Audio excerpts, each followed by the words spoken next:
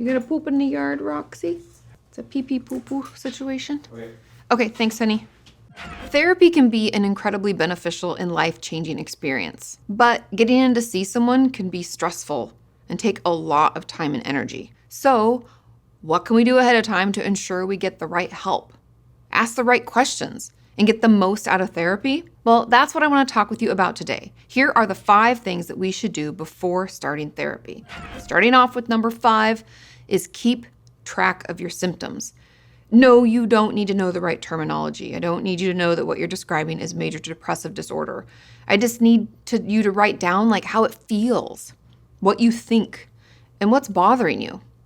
It's kind of like when you take your car into the shop to get looked at, and I don't know what the different parts are. Let's be honest. I just tell them the sounds that it's making. I'm like, it was like a or it's not braking right or something like that, right? We just tell them what's happening from our perspective and let them sort it out.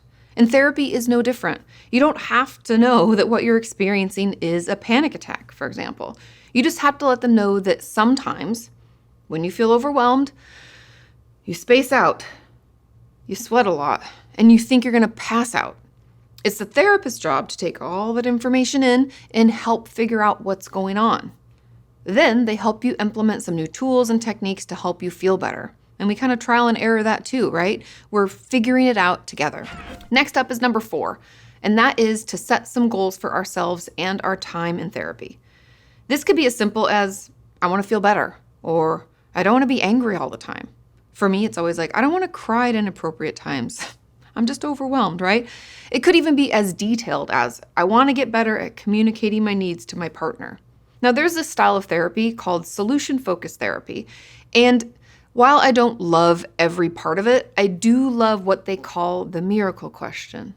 And in this type of therapy, your therapist will ask you, if you woke up tomorrow and all of your problems were fixed, how would you know? Essentially, we're trying to get an idea of what your life would be like if things were better. And then we can ask questions to figure out what specifically had changed. Now, this helps us not only guide the work we do together, but also ensure that we're working toward the same goals. Before getting into therapy, it is helpful to know what we want to get out of it. That can help guide the type of therapist we see and what questions we ask them in our first session. There are quite a few we should ask, to be honest, but that's a topic for a whole nother video. So take some time and consider what it is you hope to get out of it. And see if you can come up with a way to communicate that when you finally make that first appointment. Next up is number 3, and we should consider our budget. I made this mistake when I was in graduate school, and my longtime therapist was forced to retire. She gave me a few referrals and highly recommended this one near my apartment in Santa Monica. So I called. I made an appointment, but I forgot to ask how much it was going to be. She also didn't tell me, by the way, but our first session ended, so I'd already been in there. I'd already seen her. She'd already offered a service, and I was shocked that it was going to cost me $150. This was also back in like 2009. But I wasn't even working full time. Obviously, I was in grad school. I barely made enough to cover my books, gas, rent. So I was like, I asked her if she worked on a sliding scale, and she gave me $30 off. So I wrote the check, and I didn't make another appointment, even though I actually did really like her. I was just upset. My dad had just died. My other therapist had to retire, and I really just needed to see someone. So make sure you figure out what you can afford long term. We never know how long we're going to need therapy, right? It's not something we can go in and be like, you're going to need 6 sessions. Some things take more time, or some things take, we don't know. And we don't want to get into a situation where we like them, like I did, connect with them, but then can't afford to keep seeing them. Or worse, we put ourselves into credit card debt so that we can keep seeing them. That's not good either. The last thing therapy should do is stress you out more. So run your numbers, check your budget, and see what works for you. And remember that there are lower costs available, things like BetterHelp. There's a link in the description, you can get a discount. Talkspace and online groups like those offered at Hope for Recovery. I'll put the link down there as well. Or 988 is the new 911 for mental health emergencies. Super cool. And the crisis text line is available at 741-741. Now, I know the crisis text line isn't licensed professionals, but when we just need someone to talk to and to vent about things, they do have trained crisis counselors available 24/7. Moving on to number 2, and that is to write down some things you'd like to see in your therapist. Think about it. Like, what traits do those that we love and trust most have? Are there certain things people do that make you more or less comfortable? Considering what we want to see in a therapist is incredibly helpful. Too often we get into that first appointment, and even if we don't like them, we just assume we have to keep seeing them. But remember, the number one indicator of success in therapy is the therapeutic relationship.